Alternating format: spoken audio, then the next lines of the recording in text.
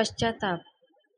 माथे का पसीना अपने दुपट्टे से पोंछती हुई अवंतिका किचन से निकलकर बाहर आई और लिविंग रूम में रखे सोफे पर धम से बैठ गई। थकान से पूरा शरीर दर्द कर रहा था उसका। सितंबर का महीना था और पितृपक्ष चल रहे थे। आज उसके ससुर जी का श्राद्ध था। बस थोड़ी देर पहले ही पंडित जी और कुछ रिश्तेदार भोजन ग्रहण करके घर से गए थे। सबने उसके हाथ के बनाए भोजन की खूब तारीफ की थी। खासकर उसकी बनाई हुई खीर सबको खूब पसंद आई। सभी मेहमान तृप्त होकर गए। इस बात की संतुष्टि साफ झलक रही थी अवंतिका के चेहरे पर।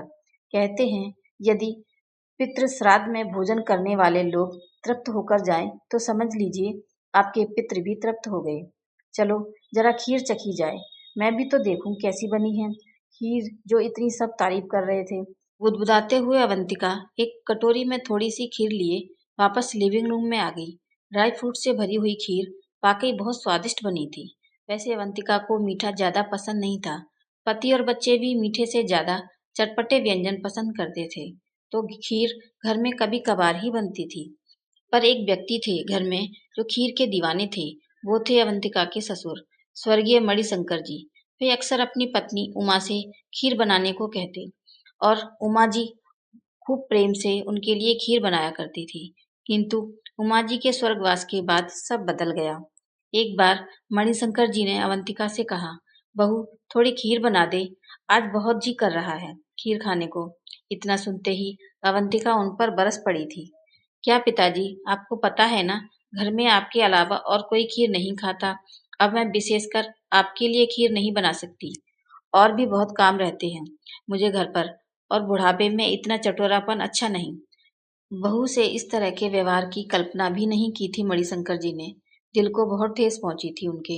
उस दिन वे अपनी स्वर्गवासी पत्नी को याद कर खूब रोए। बस उस दिन से उन्होंने अवंतिका से कुछ भी कहना बंद कर दिया। कभी कभी बहुत इच्छा होती थी उन्हें खीर खाने की, पर बहू के डर से उन्होंने अपनी इस इच्छा को भी दबा दिया। कुछ दिन बाद मणिशंकर जी इस संसार को छोड़कर चले गए, परंतु खीर खाने की इच्छा उनके मन में ही रह गई। कहते हैं, श्राद्ध में पितरों का मनपसंद भोजन यदि पंडितों को खिला दो तो पितृदेव प्रसन्न हो जाते हैं। इसलिए तो आज अवंतिका ने खीर बनाई थी। चलो आज बाबूजी की आत्मा को भी तृप्ति मिल गई होगी। उनकी मनपसंद खीर जो बनाई थी आज। अवंतिका मुस्कुराते हुए बुदबुदाई और बची हुई खीर खाने लगी। तभी उनके कानों में एक आवाज सुनाई दी, बहू थोड़ी खीर खिला दे, आज बहुत जी कर रहा है खीर खाने का।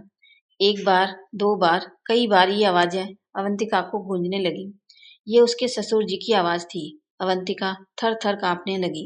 उसने सुना था कि पितृपक्ष में पितृ धरती पर विचरण करते हैं। डर के मारे अवंतिका से हाथ से खीर की कटोरी छटक कर जमीन पर गिर गई। दोनों अपने हाथ कानों पर रख दिए। उसे अपने ससुर जी से किया हुआ दुर्व्यवहार याद आ गया। अनायास ही उसकी आंखों से पश्चाताप के अश्रु धारा फूट पड़ी। अब कमरे में एक अजीब सी शांति थी। सब कुछ एकदम शांत। अशांत तो बस अवंतिका का मन। वो अब ये जान गई थी कि जो तृप्ति आप एक मनुष्य को उसके जीते जी दे सकते हैं, वो तृप्ति आप उसके मरणोपरांत हजारों दान पुण्य या पूजा पाठ से कभी नहीं दे सकती। इसलिए बुजुर्गों के जीते इसलिए अपने बुजुर्गों की जीते जी सेवा कीजिए, उनका दिल मत दुखाइए। मेरी कहानी आपको कैसी लगी मुझे कमेंट करके ज़रूर बताएं और मेरे चैनल को लाइक शेयर और सब्सक्राइब करना ना भूलें। Thank you.